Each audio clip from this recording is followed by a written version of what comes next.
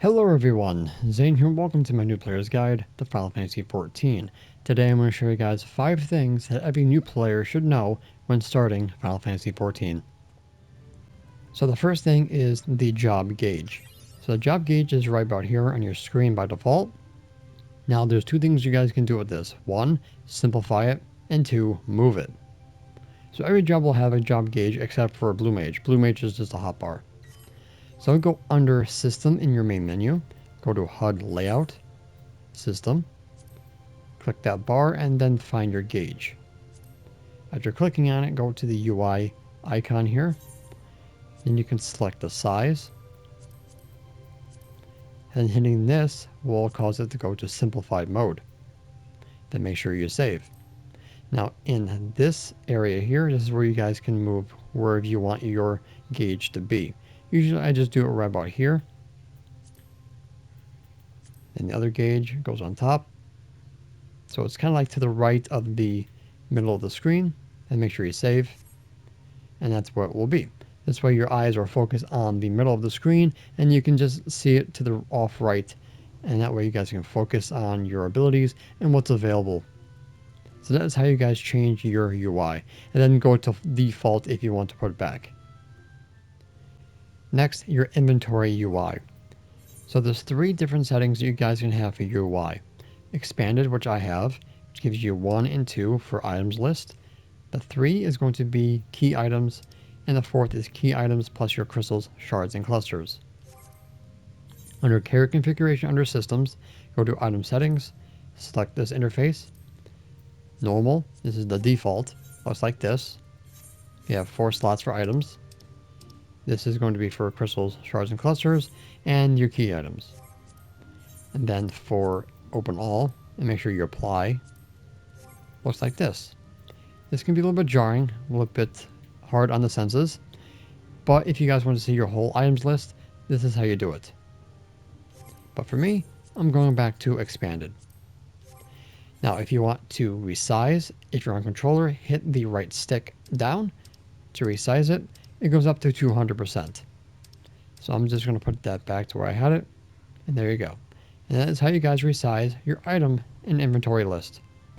Number 3, the challenge log. This is a log that's going to be under the log menu. And this is going to give you experience that will scale based on your level, and gil, which is going to be static. This is going to be every week, every Tuesday it resets. So you have about a week to get all this stuff complete if possible. And you have different categories from battle, PvP, fates, leave quests, crafting, gathering, treasure hunts, tribal quests, grand company, retainers, the gold saucer, which is basically the casino, others, and then of course completion, which is unique challenges, which basically means each one of these is basically a unique challenge. So you complete those, this gets completed, and you'll get a gil that's always going to be the same every single week. So this is a great way to level up your alt jobs, and also you can be using this for the squadron system from your grand company at a later time.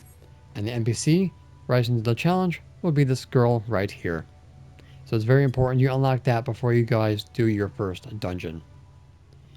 Number 4, leave quests. Leave quests unlock pretty early in your adventures, almost right after you do the opening quests for A Realm Reborn. So in the Adventurers Guild, doesn't matter which one, you have your leave meet. Now, in the journal, under duty, at the bottom, allowances, you have 100 allowances at the cap. This takes about 17 days to regenerate to 100. You get 6 per day, and if you get 100, anything after that is wasted, and then you basically lose it. So what leaves are basically commissions. You have battle, which goes up to Heaven's Ward, and then fieldcraft, which is gathering, and tradecraft, which is crafting, goes up to as far as the game persists. So if you go into the battle leads, you have from level 1 to 35. It goes up to, I think, 45, but that's going to be in the open world. Each leave quest will give you a different reward, gil, and experience. Obviously, if you are over leveled, then you'll get an experience penalty, up to 5 levels. But the gil and the reward will not change. Okay? So make sure you do a leave based off your level. Next is the fieldcraft. So you have miner, botanist, and fisher.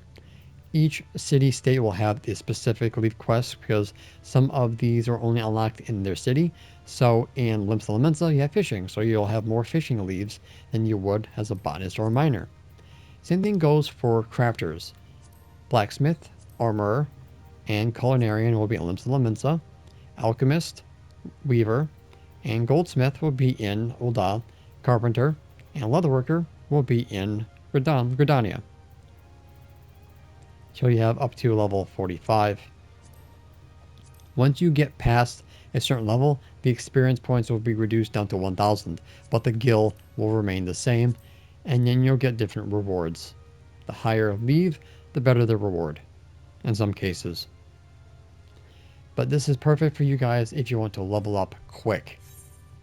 So make sure you do your leave quests every single time and make sure you do not cap out at 100. And you can only have 16 up at one time. And that will appear in that journal section as well. And it will appear on your right side of your screen. So this is like I have one quest right here. It will appear all here. Last but not least is going to be the aetheryte system or teleporting. So in the main city states, you have these big giant crystals. So the small ones are going to be tied to the bigger ones. So if you click on it, Aethernet, you get access to the small ones as long as you have attuned to them. Once all of them are attuned, you get access to the areas around the city, and then the airship landing. Now, in the open world, you have the big aetherites. Now, these ones are going to be appearing on the map, so if you're trying to uncover the map past A Realm Reborn, these ones will always be there to show you exactly where to go to find them. So make sure you tune to those immediately. That's how you guys get your return teleport action when you're first starting off the game. Now under General, under Actions and Traits, you'll find Teleport and Return, which you guys can set to your hotbar. This has a 900-second recast time with a 5-second cast time, and Teleport can be used as many times as you like. So when you use Teleport, here is the menu. Now it is based off of city states and then the expansion. If you want it by region, go to that gear icon, select display by area, region, confirm, and then it shows up like that. Now, it costs gil to teleport.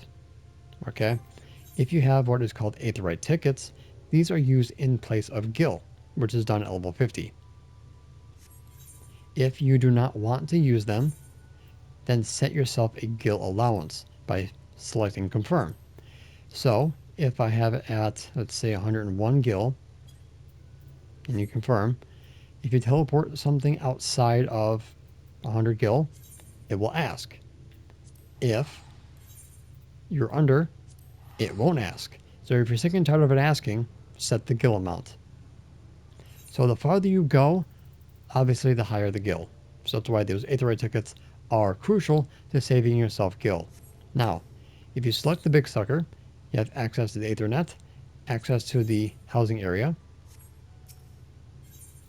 You can go to the other servers on or other worlds in your server or data center.